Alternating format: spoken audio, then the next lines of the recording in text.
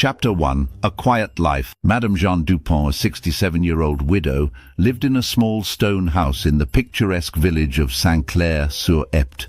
Known for her apple pies and blooming garden, she led a peaceful life with weekly visits to the bakery and afternoons spent reading on her terrace. However, behind this facade of tranquility, Madame Dupont harbored a secret that no one in the village suspected. No one would have guessed that this ordinary woman had lived an extraordinary life. Chapter 2. An adventurous youth. Jeanne Dupont, born Jeanne Lambert, had grown up in the bustling streets of Paris. The only daughter of an engineer and a teacher, she had always dreamed of adventures. At the age of 20, after completing her studies in linguistics, she decided to travel the world. She started with Europe, working as a freelance translator, then ventured further to Asia and South America. Jeanne lived incredible adventures, from discovering hidden temples in India to exploring the Amazon rainforest. Her linguistic skills and adventurous spirit allowed her to blend into diverse cultures and form friendships around the globe. Chapter 3. The return to France. At the age of 35, after more than a decade of adventures, Jeanne felt the need to reconnect with her roots.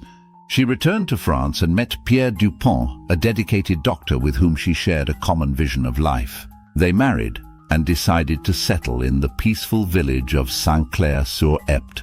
Their marriage was happy but childless, allowing them to devote themselves to their respective passions. Pierre was often away on humanitarian missions, while Jeanne immersed herself in her love for literature and gardening.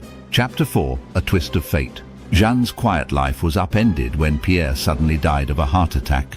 Devastated, she found solace in her memories of past adventures. Rather than being overwhelmed by grief, she decided to revisit these memories and document her experiences. Every day she wrote pages and pages of her adventures, detailing her encounters, discoveries, and the lessons she had learned. It was her way of coping with Pierre's loss and giving new meaning to her life. Chapter 5. The Discovered Manuscript. One day, while tidying her attic, Jeanne came across a box filled with old travel journals.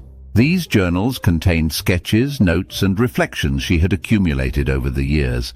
Inspired, she decided to turn these journals into a book. It was a long and painstaking task, but after several months of writing and editing, she finished her manuscript. Titled Journeys of a Lifetime, it recounted her extraordinary travels around the world, offering a vibrant testimony of her experiences and life philosophy.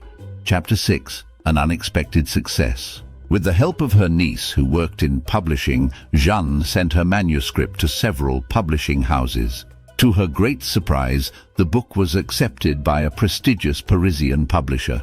Journeys of a Lifetime quickly became a bestseller, captivating readers with its authenticity and the richness of Jeanne's narratives.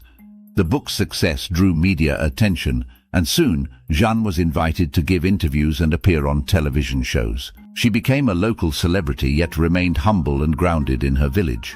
Chapter 7. Sharing Wisdom. With her newfound celebrity status, Jeanne seized the opportunity to share her wisdom and experiences with a broader audience. She organized lectures and workshops, encouraging people to pursue their dreams and embrace the unknown. She became a source of inspiration for many, both young and old, who saw in her an example of courage and resilience. Jeanne found a new form of happiness in helping others find their own paths. Chapter 8. Passing on Knowledge. Over time, Jeanne took young writers and aspiring travelers under her wing, sharing her knowledge and skills. She held writing workshops in her garden, creating a space for creativity and exchange. Her students appreciated not only her expertise, but also her kindness and humility. To them, she was more than a mentor. She was a friend and a guide. Chapter 9. One Last Adventure. Despite her advanced age, Jeanne never lost her spirit of adventure. At 70, she embarked on one last grand journey, this time to Africa. Accompanied by her niece and a few close friends, she visited remote villages, participated in safaris, and discovered breathtaking landscapes. This journey was a celebration of life and the world's beauty for Jeanne. It reminded her that regardless of age, wonder and curiosity can always guide us. Chapter 10. A Legacy of Joy. Back in Saint-Clair-sur-Epte, Jeanne dedicated herself to writing one last book, recounting her African adventures and the lessons she had learned. She wanted to leave a legacy of joy, courage and wisdom for future generations. Upon her death at the age of 82, Jeanne left behind a transformed community. Her spirit of adventure, passion for life and ability to inspire others lived on through her books, her students and the many hearts she had touched.